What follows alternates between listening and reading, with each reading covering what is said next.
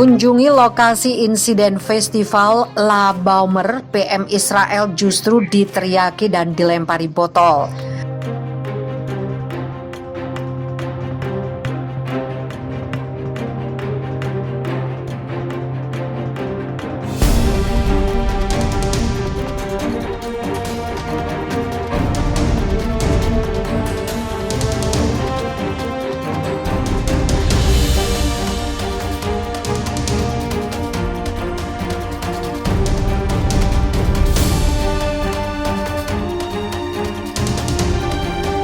Insiden mematikan di festival keagamaan Yahudi di kota Gunung Meron, Israel seolah menjadi tragedi kelam dan menyedihkan.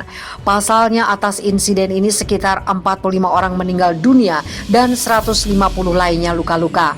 Perdana Menteri Israel Benjamin Netanyahu ikut berduka atas insiden mengerikan ini. Ia lantas pergi mengunjungi lokasi insiden festival keagamaan Yahudi di Gunung Meron.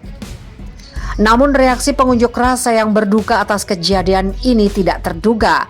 Dikabarkan Benjamin Netanyahu dilempari botol kosong dan diteriaki sesuatu bernada penghinaan. La Baumer merupakan festival agama Yahudi yang diperingati pada 29 sampai 30 April pada tahun 2021. Acara yang dihadiri oleh puluhan ribu orang itu menewaskan 45 orang setelah terjadi insiden ketika sebagian peserta acara mengalami sesak nafas dan terinjak-injak. Saksi mata mengatakan kekacauan yang menyebabkan tragedi itu terjadi ketika penyelenggara acara hendak membubarkan peserta. Tidak ada seorang pun yang mengira hal itu akan terjadi. Perayaan berubah menjadi petaka, cahaya berubah menjadi kegelapan, tutur Yitzhak, salah satu peserta acara. Perjuangan sia-sia Zionis, inilah mengapa upaya Israel menghapus Palestina tidak akan pernah berhasil sampai kapanpun. Israel telah berupaya untuk menghapus Palestina, tapi itu tidak akan berhasil. Sesaat setelah negara Israel didirikan dengan melawan kehendak warga Palestina dan penduduk Arab lainnya di Timur Tengah, kampanye ganas untuk memetakan Palestina diluncurkan. Sebuah komisi pemerintah dibentuk untuk mengganti nama segala hal yang berbau Palestina untuk digantikan dengan sebuah negara baru. Namun para Zionis salah, menghancurkan desa-desa Palestina, mengubah nama jalan dan menghancurkan masjid-masjid dan gereja-gereja tidak dapat berhasil menghapus rasa identitas sebuah bangsa. Segala sesuatu yang menyangkut Palestina di Yerusalem menjadi target pendudukan Israel, kata Uskup Agung Palestina dari Gereja Ortodoks Yunani di Yerusalem, Atala Hana, pada 21 Januari 2019.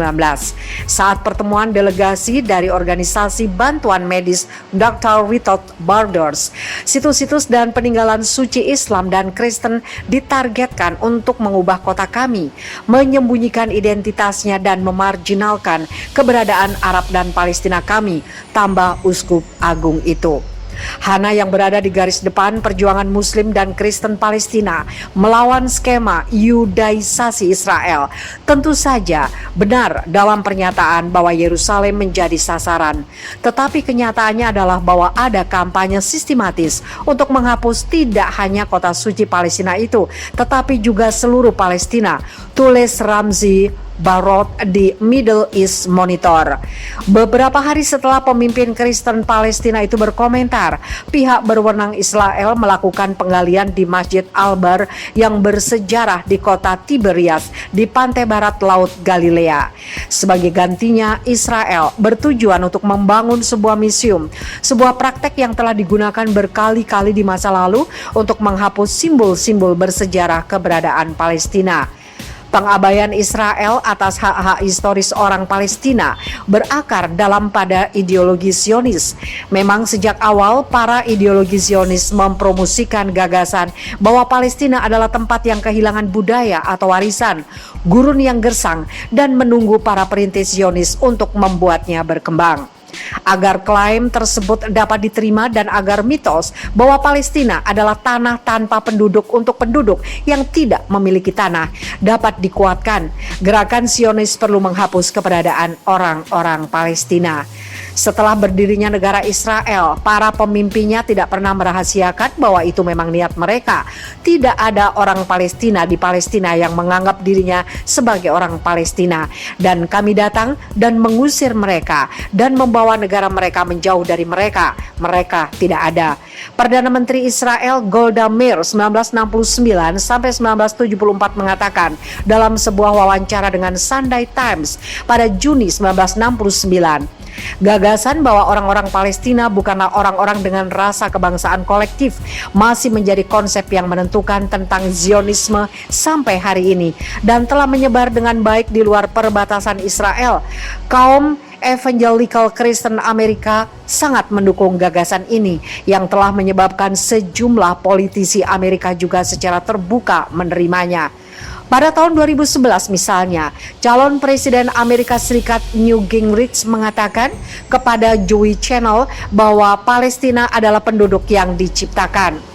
Penerapan praktis dari gagasan ini membuat pembangunan apapun yang dilakukan Israel Yahudi, entah itu kota, permukiman, jalan pintas, atau berbagai bangunan seni budaya, agama, dan sebagainya, harus terjadi secara paralel dengan pembongkaran dan penghapusan kota, desa, jalan, rumah, situs budaya, dan agama Palestina, lanjut Ramzi Baraud.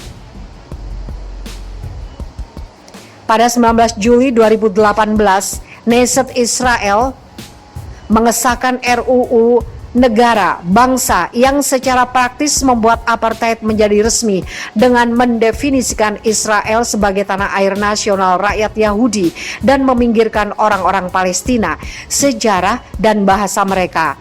Namun RUU itu hanyalah puncak dari upaya selama puluhan tahun. Selama mandat Inggris, otoritas kolonial misalnya menggunakan sebagian besar nama-nama Arab sebagai nama tempat, kota, dan desa. Ada sekitar 3.700 diantaranya. Sebaliknya, hanya ada 200 nama daerah dalam bahasa Ibrani. Kebanyakan dari mereka adalah nama-nama permukiman Yahudi termasuk yang baru, yang sedang dibangun di bawah perlindungan gerakan Zionis. Itu cukup menunjukkan distribusi demografis dan kepemilikan tanah di Palestina pada saat itu. Pada awal mandat Inggris pada tahun 1920-an, orang-orang Yahudi termasuk pemukim yang baru tiba hanya 11% dari total populasi. Namun sesaat setelah negara Israel didirikan dengan melawan kehendak warga Palestina dan penduduk Arab lainnya di Timur Tengah, kampanye ganas untuk memetakan Palestina diluncurkan.